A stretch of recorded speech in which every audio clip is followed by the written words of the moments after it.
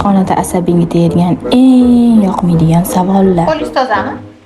Albatta qo'lim toza, kir-qo'l bilan ishlamayman-ku. Qo'limmi? Toza, yuvganman. Perchatka kiyasizmi?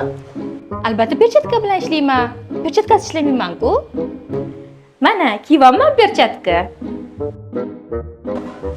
Hamma narsani одноразовый ishlatasizmi?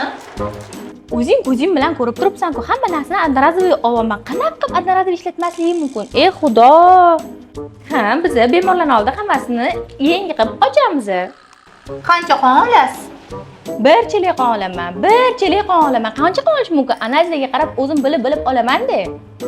Qonnimi? Analizlarga qarab yetarlicha olaman. Podkojga yetkazib yubormaysizmi?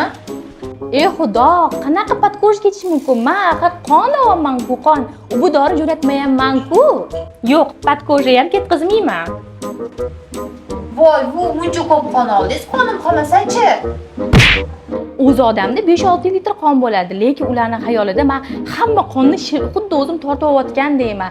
Yetarlicha olaman-da, analizlarga qarab olaveraman. Qo'rqmang, hamma analizlaringizga yetarlicha qon oldim. Qoningiz qoladi sizni.